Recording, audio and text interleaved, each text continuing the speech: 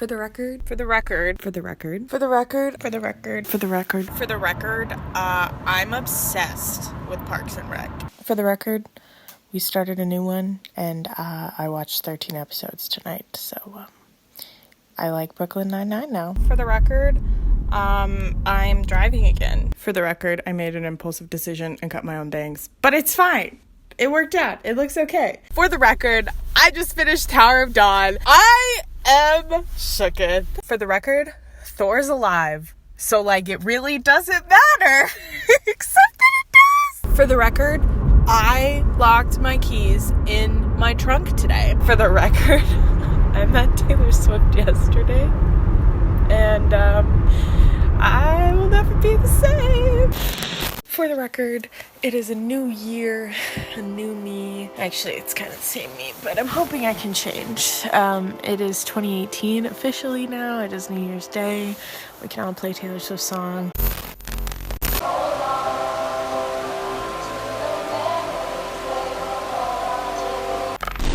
I don't know. I think 2018 could be good. Hopefully. We're really here. This is happening.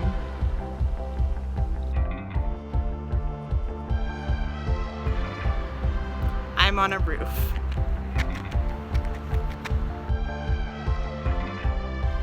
What is happening? What if tomorrow I met Taylor Swift? I think at 23 I want to do good and I want to be happy and I really want to learn more about myself, even though I know a lot about myself. Remember last night when I said I felt like an overcooked noodle?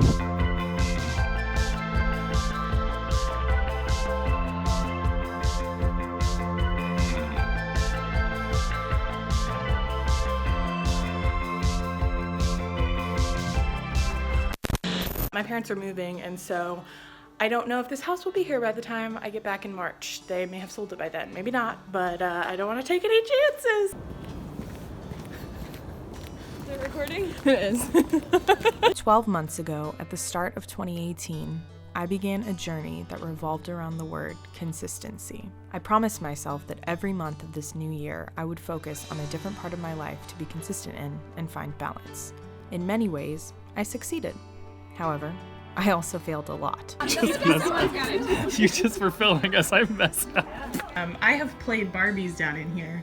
It has also been a ping pong table room and a guest bedroom and the room of crap. I spent New Year's Eve alone in my room, ringing in the new year by marathoning Parks and Recreation for the first time and listening to The Great Comet of 1812 at midnight. I've never been a huge New Year's celebrator, but it felt poignant to ring in this year by myself, if only because I was spending 2018 doing self-improvement. In January, I focused on my YouTube channel. I began the year with about 14,000 subscribers, and even though I didn't make videos to hit a subscriber number, I was getting really frustrated that I couldn't hit 15K. So I posted a video every day for the entire month, a whole 30 days. January was also the last time I saw my old house from high school. My parents ended up moving, and so I visited home for a week and reminisced on old memories while I still could.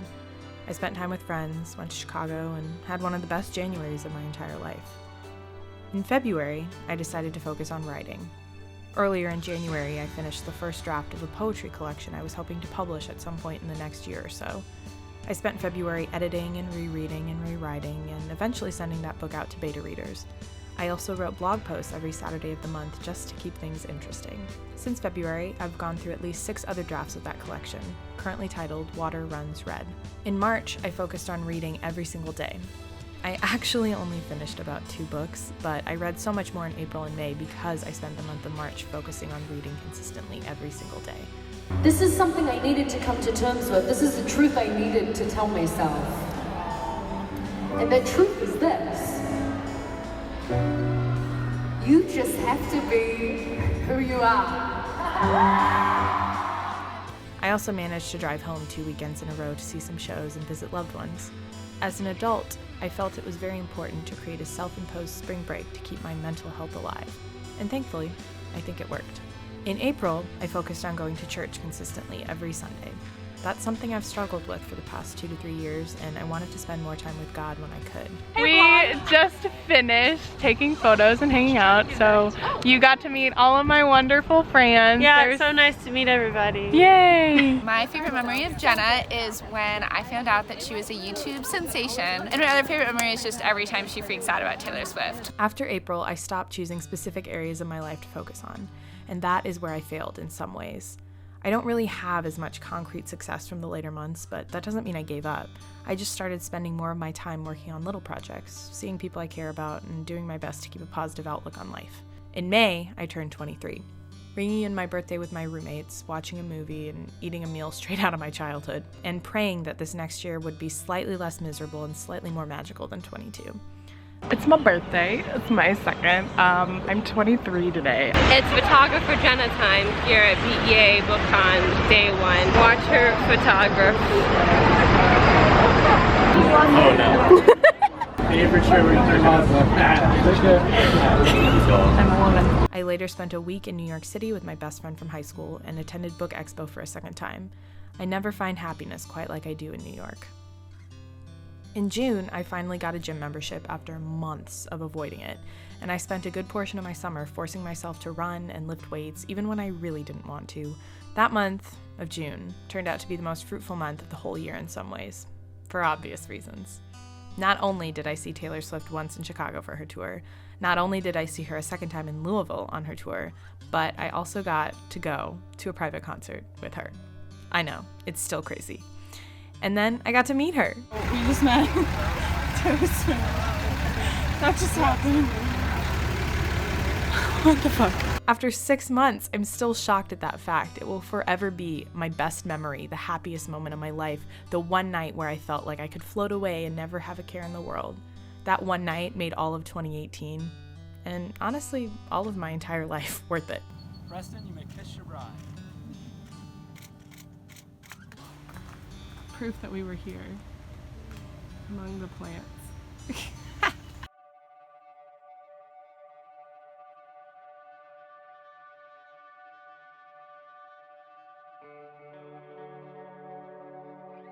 July and August flew by in a blur of tangled thoughts and creative burnout. I managed to narrowly avoid my usual seasonal depression for the most part, but August is always the peak of summer where I question all my creative pursuits and I often find myself staring at the ceiling. Luckily, I had the chance to see a Broadway show, Moulin Rouge, in Boston with my mom. It was incredible.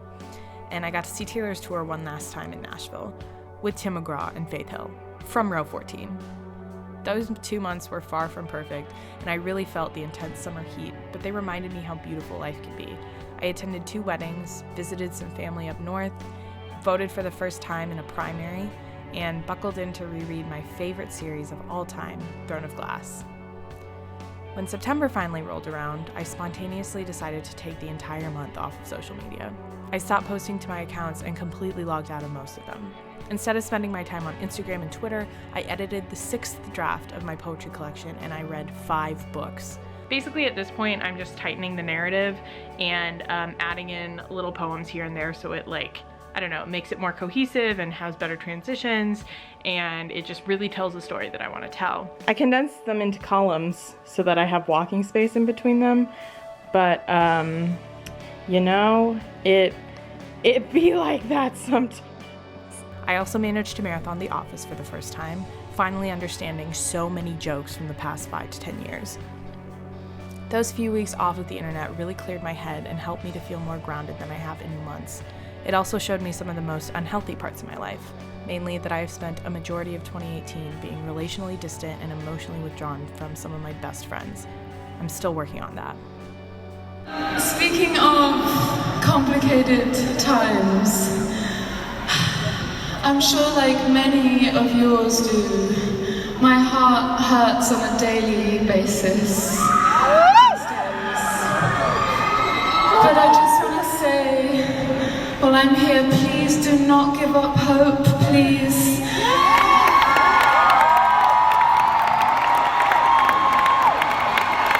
I really believe in love, and I believe that a revolution in consciousness starts with individuals. It might seem like you're only making small changes, it might seem like what you're doing isn't big enough or good enough.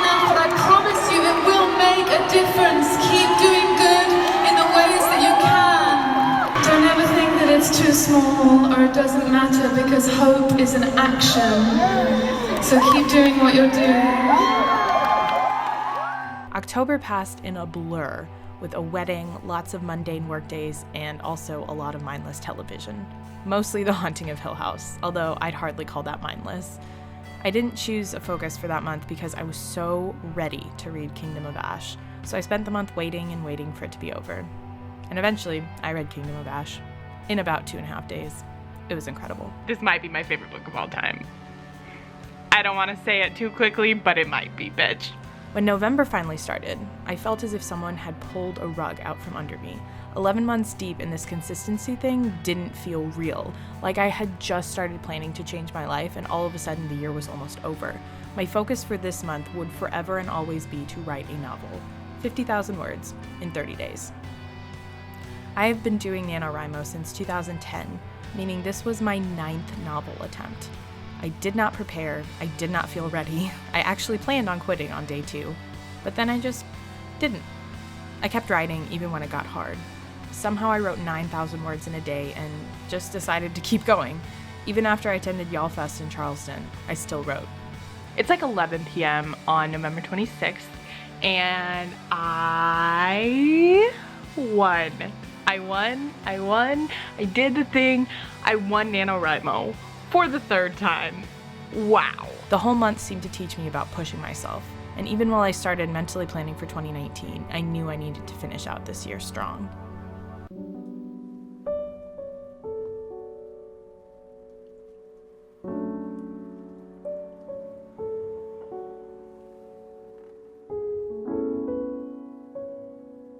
At the beginning of December, I had only one goal: to finish editing the final draft of my poetry collection. After 12 long months, this little book is the best teller of how far I've come.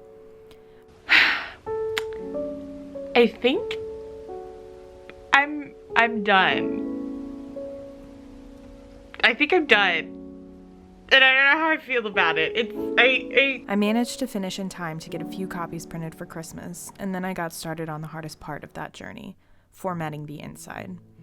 So December flew by, as most Christmases do, with presents and people and projects. My DSLR broke, so I had to send it away for a month to get repaired. I saw family for the holidays and spent a lot of time with friends. And after all of it, a whole year of being consistent and trying to change my life, the biggest thing I've learned is that I'll never be done changing. What the bitch? I wrote that. It's up for pre-order. Oh my goodness gracious. What? Look, it's on Goodreads now. It's real. It has a cover and pages and a release date. And it's wow. Look at how many people have added my book. 234. That's so many people. Careful there. I can't help you if you fall.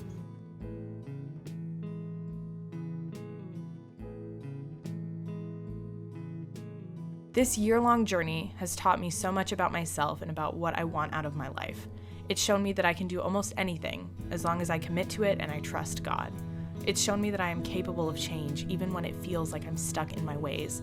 And above all, it's shown me that I have so much time left in my life to become someone I'm truly proud of. So even though I still struggle to not eat sugar and I've never read 100 books in a year and I'm not really sure why I keep posting to Instagram, it's okay. I'm trying, and that's what matters. I didn't really accomplish all of what I set out to do this year. My list is still not at all consistent, and I wish I could finish all the things I start. However, as this year comes to a close, I am incredibly proud of all the things I've done. I came out of this year with a newfound purpose, and I found that my mental health is in a much better place than it was 12 months ago. Whenever I look back on the people I've been, I always feel so distant. Like I could never imagine going back to who I was in 2015 or 2012 or 2009. And I know in a few years, 2018 Jenna will feel like a completely different person. But I don't regret who I was this year. I don't regret all the mistakes I made and the problems I'm working on changing because I know they are shaping me into a stronger person. I've spent so much of my life daydreaming about the what ifs and hoping that change will happen without actually doing anything about it. But now, after 12 months of trying to change, I know that it's possible, with baby steps. So here's to 2018, a year of blessings and good memories and great art and passionate friendships and unshakable family and dreams realized. May I never forget all the ways God showed his faithfulness this year.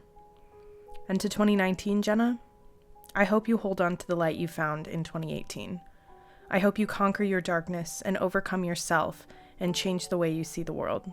I hope you visit new countries and listen to new Taylor Swift songs and see new Broadway shows and achieve all your weird goals. Above all, my hope for you is that you change.